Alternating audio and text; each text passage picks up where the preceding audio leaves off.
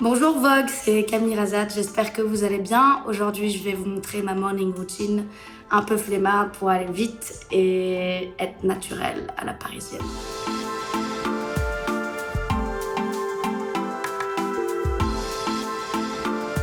On va commencer avec le Eye Cream de Justinus Bader, c'est un produit que j'aime beaucoup. On va tapoter pour aider à la décongestion. C'est vrai que comme je suis souvent maquillée, ma peau est agressée autour des yeux, donc ce sérum aide vraiment. Ensuite, on continue avec les sérums, toujours avant la crème hydratante, aussi d'Augustinus Bader. Va permettre de lisser la peau, de l'hydrater en profondeur et d'apporter ensuite pour le make-up un certain glow que j'aime beaucoup. On n'oublie pas le cou, toujours des mouvements vers le haut, jamais vers le bas. On va passer à ma crème hydratante de chez Embryolisse, qui est super comme base de make-up parce qu'elle permet au make-up de bien pénétrer dans la peau et aussi de bien l'hydrater. La même chose.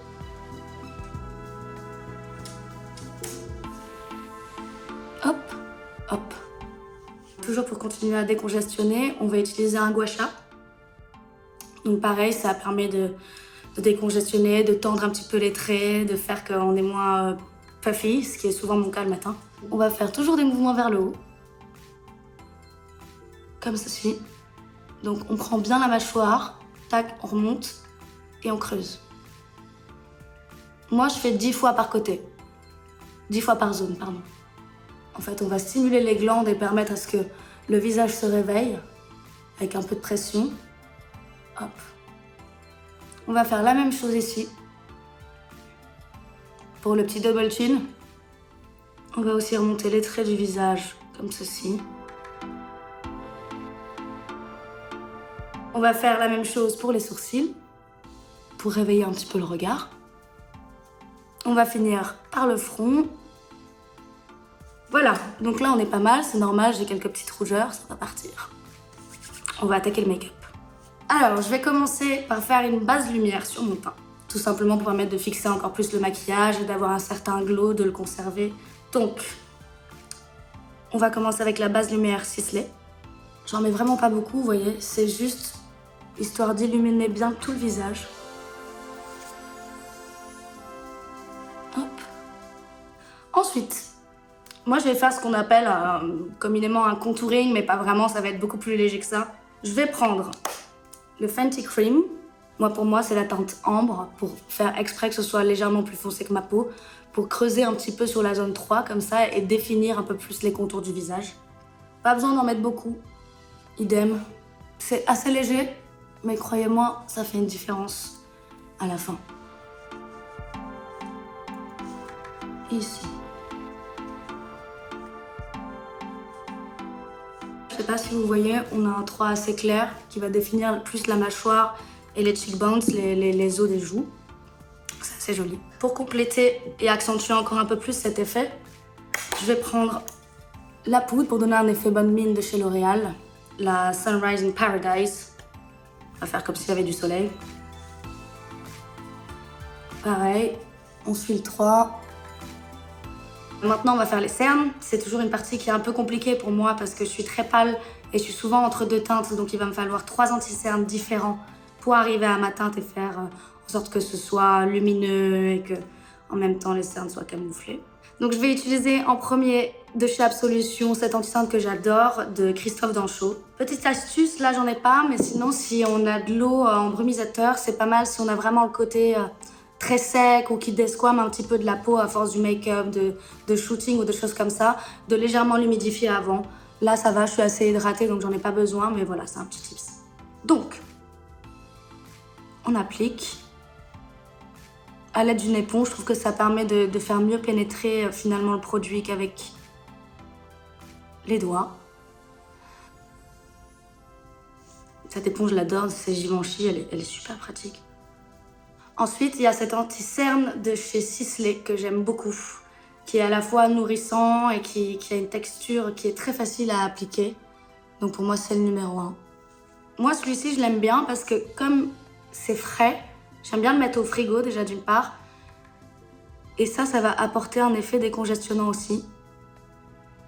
Comme c'est super frais. Et je vais venir l'étirer.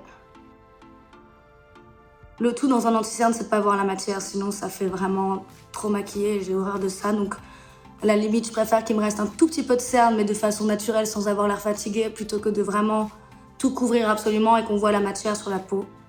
Voilà, on est pas mal. Commence à être pas mal, j'ai l'air moins fatiguée. Et la dernière étape des cernes. Donc ce sera l'amer, l'anti-cerne lamer, qui pour le coup a une texture assez riche, donc attention à pas en mettre trop. Mais il va venir finir de masquer ici et les petites imperfections que je peux avoir suite au froid, etc. Donc je vais en mettre vraiment qu'ici. Hop. Idem ici. Ça c'est normal. Hop.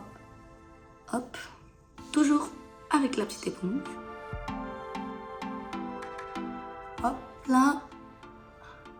On masque un petit peu les rougeurs. Et on va finir, mais je sais pas si c'est le bon, on va voir. Par le touche éclat d'Yves Saint Laurent. On en met vraiment pas beaucoup.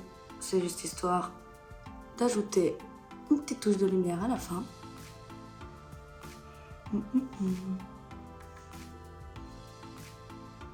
Ensuite, on va passer au blush. Donc là, j'aime bien l'appliquer pour le coup au doigt. Je trouve ça plus simple, c'est le MAC Pro Face Palette. Ce que j'adore dans ce produit, c'est que autant on peut l'utiliser en blush, autant on peut l'utiliser pour les paupières. Par exemple, quand je voyage, il est super pratique. Donc là, en l'occurrence, je vais l'utiliser en blush. Et je vais utiliser cette couleur-ci. Un petit sourire pour faire savoir où sont nos joues, même si on sait, a priori. Ce que j'aime bien faire, c'est un effet un petit peu coup de soleil. C'est-à-dire que je vais prendre mon blush, je vais en mettre un tout petit peu sur le bout du nez. Je trouve que ça donne bonne mine et que c'est assez chou. Ok.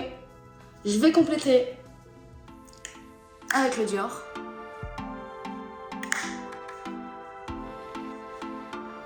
Alors, pour finir, on va s'attaquer aux yeux. Moi, c'est vrai que j'aime un rendu assez naturel, donc je vais juste mettre du mascara et puis ce sera pas très long. Ce qui va être le plus long chez moi, c'est les sourcils parce qu'il faut les dresser. Ils sont un peu sauvages. Donc pour cela, je vais utiliser le Dior Show, qui est vraiment super.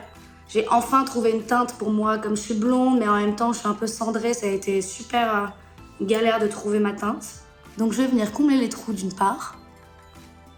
Et d'autre part, je vais venir recréer un petit peu ici une forme, gentiment.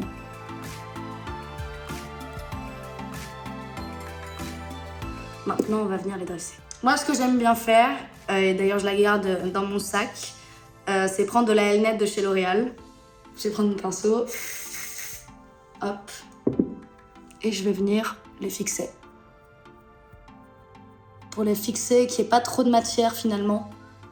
Vous voyez, ils sont bien fluffy, mais ça, c'est mes goûts. Hein. On peut très bien les ranger normalement aussi. Instrument de torture. Donc on pince une première fois délicatement pour voir si on s'est pas pris la peau, évidemment. Vous voyez la différence? Ça paraît être rien, mais quand on applique son mascara, ça change tout, ça empêche les paquets, ça... Pour moi, c'est indispensable, cette étape. Je sais qu'elle fait peur, mais honnêtement, ça change tout. Alors là, c'est mon produit préféré, mon indispensable, le volume balme noir de chez L'Oréal. C'est à la fois un mascara, mais c'est surtout un soin. Il permet de maximiser le volume de 7 fois plus que la normale. Moi, ça fait 3 mois que je l'utilise, mes cils sont tellement longs qu'ils touchent ma paupière maintenant. Donc c'est réel. On se met bien à la base des cils, on insiste à la base pour pouvoir ensuite étirer le produit sur l'ensemble des cils. Et on insiste sur le coin extérieur.